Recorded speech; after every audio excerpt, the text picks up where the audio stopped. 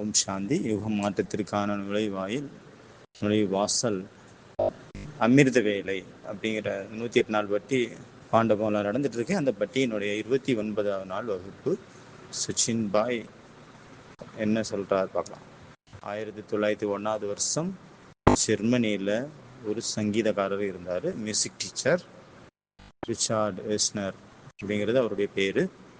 அவருடைய ஒரு ரூல்ஸ் இருந்தது. அவர்கிட்ட வந்து யாரெல்லாம் சங்கீதம் கற்றுக்கிறதுக்காக வராங்களோ அவங்கள்ட்ட அவர் கேட்பாரு, இதுக்கு முன்னாடி நீங்கள் யார்ட்டையாவது சங்கீதம் கற்றுருக்கீங்களா? ஒருவேளை ஆமாம் அப்படின்னு சொல்கிறாங்க அப்படின்னா அப்போ அவங்களுக்கு டபுள் ஃபீஸ் அப்படின்பாரு. ஒருவேளை யார்ட்டையாவது கேட்குறாரு, நீங்கள் அங்கே ஏதாவது கற்றுருக்கீங்க, இல்லை கற்றுக்கவே இல்லை அப்படின்னா அவங்களுக்கு பாதி ஃபீஸ் அப்படின்னு சொல்லுவார். அப்போ அவங்க கேட்பாங்க, அது ஏற்கனவே நாங்கள் நிறைய விட்டு கற்றுருக்குறோம் மியூசிக்கு. அப்போ அப்படி கற்றுருக்கும் போது தான் எங்களுக்கு அப்போ ஏற்கனவே தெரியும். அப்போ நீங்கள் எங்கள்கிட்ட தான் பாதி ஃபீஸ் வாங்கினா ஆனால் டபுள் ஃபீஸ் வாங்குறீங்க ஏன் அப்படின்னா, அந்த டேவிட் வெஸ்னர் சொல்கிறாரு, இல்லை எனக்கு ஸ்லேட் வந்து சுத்தமாக இருக்கணும், வெள்ளையாக இருக்கணும். ஒருவேளை பழைய குப்பையெல்லாம் சேர்ந்துருக்கு அப்படின்னா அதை அழிக்கணும் இல்லையா, அதை அழிக்கிறதுக்கு தான் உங்களுக்கு டபுள் ஃபீஸ் அப்படின்னு சொல்கிறாரு. ஒருவேளை அமிர்த வேலையில் நம்ம பழைய குப்பையோடு சேர்ந்து உட்காரோம் அப்படின்னா இப்போ எந்த ஒரு அனுபவம் ஏற்படாது. குப்பையை தவிர வேறு எதுவுமே இல்லை. 0 எக்ஸ்பீரியன்ஸ் தான் இருப்பேன். நீங்கள் 2 மணிக்கு எந்திரிச்சாலும் சரி, 1 மணிக்கு எந்திரிச்சாலும் சரி, அதில் ஒரு அர்த்தமே கிடையாது. வேஸ்ட் ஆஃப் டைம் தான் ஆகும். அதை விட நீங்கள் தூங்கியிருக்கலாம். நல்லா 6 மணி வரைக்கும் நல்லா தூங்குங்க. தினம் தினம் புது புது அனுபவத்திற்காக, அதாவது நம்மளுடைய மனசு வெள்ளையாக மாற வேண்டியது ரொம்ப முக்கியம். புது புது அனுபவங்களுக்காக நம்ம அடையணும் அப்படின்னா அங்கே மிக்சர் தேவை கிடையாது. அங்கே வந்து சுத்தம் பண்ணக்கூடிய சாதனங்கள் தான் தேவையாக இருக்குது. புத்தியில் குப்பைகள் நிறைந்திருக்கு அப்படின்னா அப்போ எப்படி அனுபவங்கள் ஏற்படும்? மற்றவங்களை பற்றி மனநல சிந்தனை பண்ணிகிட்டு இருக்கோம், மற்றவங்களை பற்றி நினச்சிட்டு இருக்கிறோம், மனிதர்களுடைய நினைவில் இருக்கிறோம். அப்போ அவங்க பரமாத்மாவுடைய ஸ்மரணை இல்லை நினைவு எப்படி எங்கே ஏற்படும்? அவருடைய ஸ்மிருதி எப்படி வரும்? பரிசுத்தமான அனுபவங்களுக்காக பரிசுத்தமான ஆழ்மனம் தேவையாக இருக்கிறது. இன்று சாதனையினுடைய 29வது நாள். அதிகாலையில் எழுந்து பாபாவின் நினைவில் இருங்க. ஏன்னா அந்த நேரத்தில் பாபா நினைவு பண்ணுறாங்க. அந்த நேரத்தில் பாபா எல்லாரையும் நினைவு பண்ணுறாரு. அந்த நேரத்தில் சில குழந்தைகள் பார்க்க முடியறதில்ல. நிறைய குழந்தைகளை அவங்கள தேட வேண்டியதாக இருக்குது. நீங்கள் தனியாக தான் இருந்து நினைச்சாலும் கூட குழு ரொம்ப முக்கியமானது. குழுவின் கூடவே நீங்கள் உங்களுடைய எல்லா விஷயங்களும் அந்த தியானங்கிறது செய்யணும். எவ்வளவு பாபா நினைவில் இருப்பீங்களோ அந்த அளவுக்கு பாபாவுக்கு ரொம்ப பக்கத்தில் போவீங்க, நெருக்கத்தில் போவீங்க. பாபாவை மறக்கிறதுனால குழப்பங்கள் வருகிறது. பாபாவை சதா கூடவே வைத்திருந்தால் ஒரு பொழுது பாபாவை சதா கூடவே வச்சுருந்தீங்க அப்படின்னா பாபாவை எப்படி நீங்கள் மறக்க முடியும்?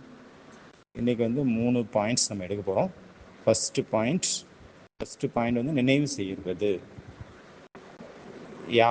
நினைவு அப்படிங்கிறது ஒரு டியூட்டி கிடையாது.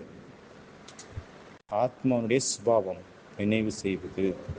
எது வரைக்கும் அது தன்னுடைய சுபாவத்தில் வரலையோ, அதாவது நினைவில் வரலையோ, அது வரைக்கும் அதுக்கு ஒரு மன நிம்மதி இருக்காது. நினைவிற்கு டைமே கிடையாது. நேரங்களை கடந்த நிலையில் அந்த நினைவு போய் சேர்ந்துடுது. இப்படி சொல்லலாம். நினைக்கிறது அதிகாலையில் ரொம்ப ஈஸியாக இருக்கும். பகல் நேரத்தில் குப்பைகள் இன்னும் நிறைஞ்சிடுது. அந்த குப்பையோடையவே மனிதன் ஒவ்வொரு நாளும் செலவழிக்கிறான். அந்த கையில் கட்டோரை எடுத்துகிட்டு, பிச்சை பாத்திரம் எடுத்துகிட்டு பிச்சையை கேட்டுட்டு இருக்காங்க. ஒவ்வொரு இடத்துலையும் போய் இது கொடுங்க, அது கொடுங்க, அது கொடுங்க. யாருக்கிட்டையும் எதுவுமே கிடைக்க போகிறதில்ல. ஏன்னா எல்லாருமே அவங்கவுங்க எல்லாரும் கையிலையும் கட்டோராக இருக்குது.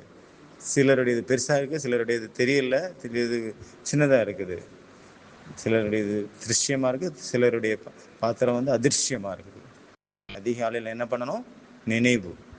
2வது பாயிண்ட், பாபாவுடைய நெருக்கத்தில் இருக்கணும், அருகாமையில் இருக்கிறது.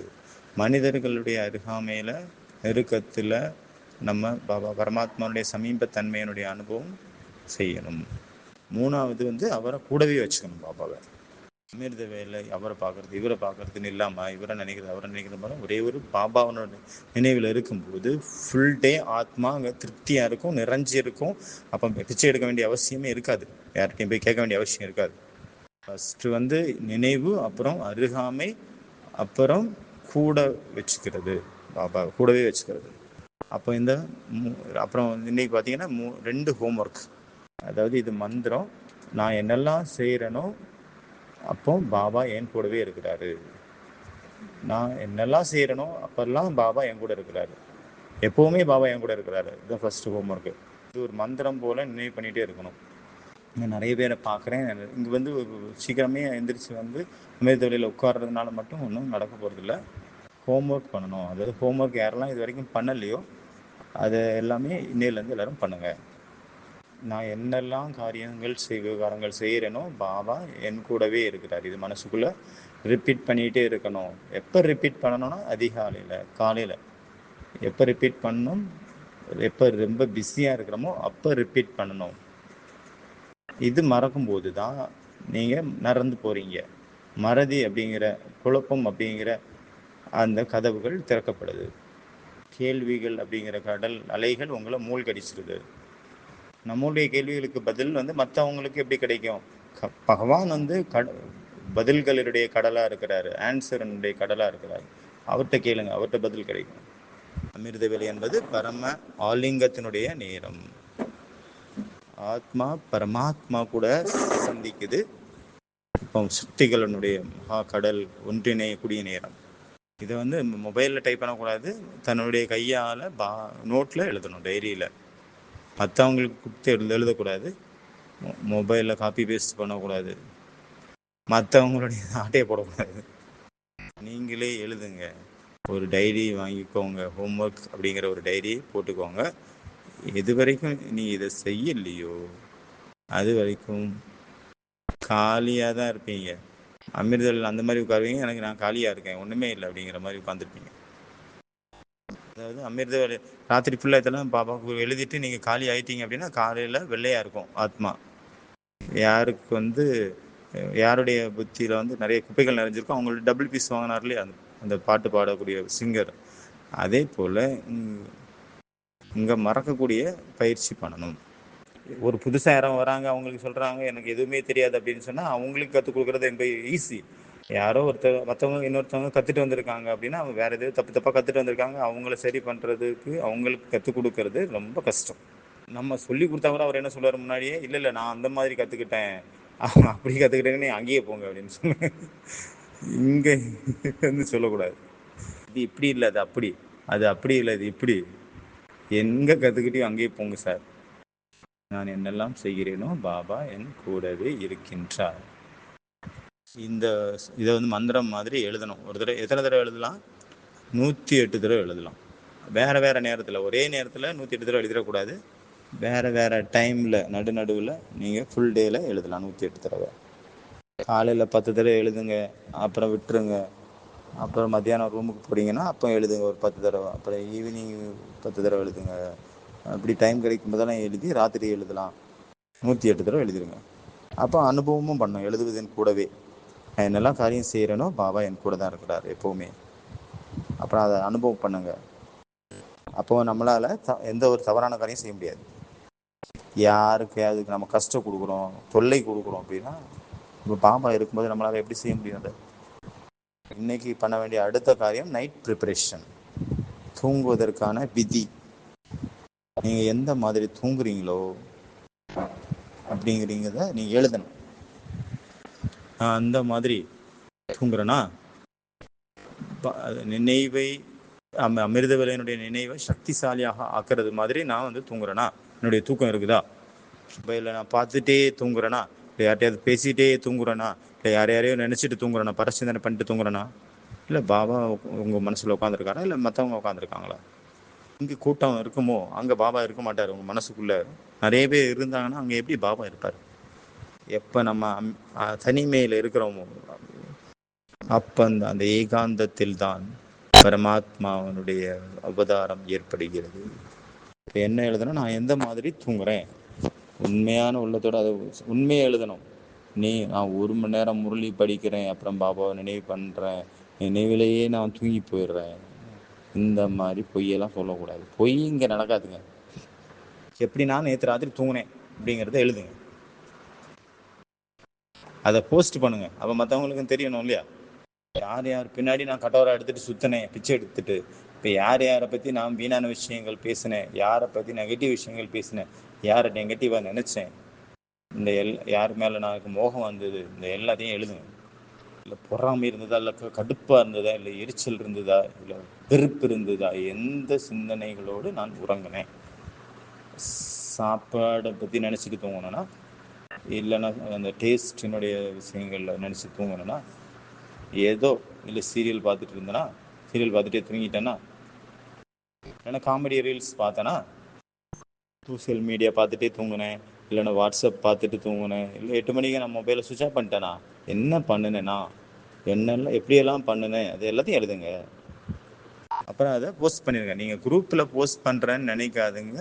நம்ம வந்து பரமாத்மாவுடைய குழந்தைகள், இது பரமாத்மாவனுடைய மேடை. அவருடைய கண்கள் ஆயிரக்கணக்கில் இருக்குது அவருக்கு. அவர் எல்லா பக்கமும் இருந்து பார்த்துட்டு இருக்கிறாரு. அவர்கிட்ட இருந்து எதையுமே மறைக்க முடியாது. அதாவது தனியாக இருந்து நினைச்சு செய்தாலும் கூட குழு வந்து ரொம்ப முக்கியம். குரூப்பாக இருந்து யோகா பண்ணுறதும் ரொம்ப முக்கியம். யார் ரொம்ப சக்திசாலியாக இருக்காங்களோ அவங்க தனியாக உட்காந்து யோகா பண்ணலாம். யார் வந்து கொஞ்சம் வீக்காக இருக்காங்க, ஆனால் தனியாக இருக்கும்போது நீங்கள் எங்கேயாவது தொலைஞ்சு போயிடலாம். ஆனால் குரூப்பில் இருக்கீங்க அப்படின்னா, எப்படி ஒரு தீபம் அணைய போகுது அப்படின்னா இன்னொரு தீபம் வந்து அதை ஏற்றி வச்சிடலாம். ஒரு தீபம்.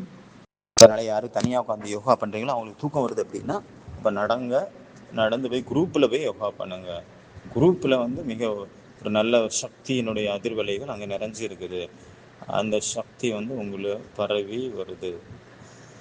ஏன்னா எல்லா குரூப்லேயும் ஏதாவது ஒருத்தவங்க நல்ல நல்ல கரெக்டான யோகி ஒருத்தவங்க இருப்பாங்க. நிறைய பேர் மேக்சிமம் பேருடைய புத்தி வந்து அலைஞ்சிட்டு இருக்கலாம், ஆனாலும் ஒருத்தர் அல்லது 2 பேர் வந்து நல்ல யோகியாக இருப்பாங்க. அதனால் அது அவங்களுடைய அந்த ஸ்திரமான யோகத்தன்மை நமக்கு ஹெல்ப் பண்ணும். இந்த ட்ராமாவில் நான் ஒரு காட்சி, அதை ஒரு நடிகனாகவும் இருக்கேன், ஒரு காட்சி பார்வையாளராகவும் இருக்கேன். நான் நடிகைங்கிறது ஞாபகம் இருக்குது, ஆனால் நான் காட்சி பார்வையாளன் அப்படிங்கிறது மறந்து போயிடுறாங்க. நான் எல்லாமே செய்கிறேன், ஆனாலும் கூட நான் ஒரு பார்வையாளராகவும் இருக்கிறேன். மனிதர்கள் வராங்க போகிறாங்க, டிட்டாச். நான் பார்வையாளன் அப்படிங்கிறத மறந்துட்டோம் அப்படின்னா வெறும் நம்ம நடிகர் ஆகிடும் அந்த இடத்துல. இப்போ நடிகன் அப்படின்னா நான் தன்னுடைய சீனில் நம்ம மாட்டிக்கிறோம். அந்த சீனில் யாராவது ஒருத்தவங்க ரொம்ப சுகமாக இருக்கிறாங்க, அழுறாங்க, துக்கம் வருது அப்படின்னா நமக்கும் கண்ணீர் வந்துடும் அந்த காட்சியை பார்க்கும்போது. ஏன் அப்படின்னா நான் பார்வையாளன் அப்படிங்கிற அந்த ப்ராக்டிஸ் அங்கே இல்லாமல் வெறும் நடிகராக நம்ம மாறுறதுனால. அதனால பார்வையாளன் அப்படிங்கிறது ரொம்ப முக்கியம். நினைவு பண்ணணும், பாபா கிட்ட இருக்கணும், பாபா கூடவே இருக்கணும், கிட்ட வச்சுக்கணும், கூடவே வச்சுக்கணும். இதை வந்து அமிர்த வேலையில் நினைவு பண்ணணும், அனுபவம் பண்ணணும். அப்போ தான் ஃபுல் டே அது வந்து வேலை செய்யும். தனியான மனிதன் அப்படின்னா அங்கே வந்து குளம் மாதிரி, இல்லைன்னா ஒரு குட்டை மாதிரி. அது வந்து குரூப்பில் இருக்கோம் அப்படின்னா கடலில் இருக்கிறோம். தனியாக இருக்கிறவங்க வந்து அதாவது குளம் குட்டை அப்படின்னா அது வந்து இதாயிரும், வறண்டு போயிடுற வாய்ப்பு இருக்குது தண்ணி இல்லாமல். ஆனால் கடல் ஒரு பொழுதும் எப்போவாது வறண்டு போகுமா? போகாது. புத்தி அலையுது அப்படின்னா எங்கே வந்து குரூப்பாக யோகா பண்ணுறாங்களோ அங்கே போய் உட்காந்துருங்க, அப்போ நார்மல் ஆயிடுவீங்க. அதனால இந்த 2 காரியம் இன்னைக்கு ஃபஸ்ட்டு வந்து பாபா நான் என்னெல்லாம் காரியம் செய்கிறேனோ பாபா என் கூடவே இருக்கார் அப்படின்ட்டு எழுதணும். 108 தடவை எழுதணும், அனுபவம் பண்ணணும், எழுதணும், அனுபவம் பண்ணணும். இது ஃபஸ்ட்டாக. அடுத்து செகண்ட் வந்து ராத்திரி, அதாவது நான் என்னெல்லாம் பண்ணேன் ஃபுல் டே, அப்புறம் பாபாவுடைய நினைவு நான் எந்திரிச்சோடனே வர்றதுக்காக என்னுடைய புத்தியினுடைய எல்லா விஷயங்களும், இதயத்தில் இருக்கக்கூடிய எல்லா விஷயத்தையும் நான் வந்து கிளியர் பண்ணணும். அதை வந்து பாபாவுக்கு எழுதி கொடுத்துடணும். தூங்குறதுக்கும் 2 மணி நேரத்துக்கு முன்னாடி உள்ள நேரத்தை நான் எப்படி சரி பண்ணுறது? எப்படி அமிர்த வேலை வந்து இப்போ 3 மணி நேரம் நம்ம வந்து ப்ராக்டிஸ் பண்ணிகிட்ருக்கோம் இப்போ 108 நாளைக்காக. அப்போ அமிர்த வேலையை நம்ம வெற்றிகரமாக்குறதுக்காக என்னெல்லாம் பண்ணணும்னு பிளான் பண்ணிகிட்ருக்கோம். அதே போல் ராத்திரி வந்து 2 மணி நேரம் இருக்குது இல்லையா, இதுக்கு வந்து ஆதாரம் தான் இந்த 2 மணி நேரம். ராத்திரி 2 மணி நேரம் தான் நம்மளை டிசைட் பண்ண வைக்குது நான் காலையில் எத்தனை மணிக்கு எந்திரிப்பேன் அப்படிங்கிறது. இந்த 2 மணி ராத்திரி 2 மணி கடைசி 2 மணி நேரம் தான் காலை அமிர்த வேலைக்கான சக்திசாலியான நேரத்தை உருவாக்குது, அதுக்கு ஆதாரமாக இருக்குது. இந்த 2 மணி நேரம் தான் டிசைட் பண்ணுது அடுத்த நாள் எவ்வாறு அமையும்.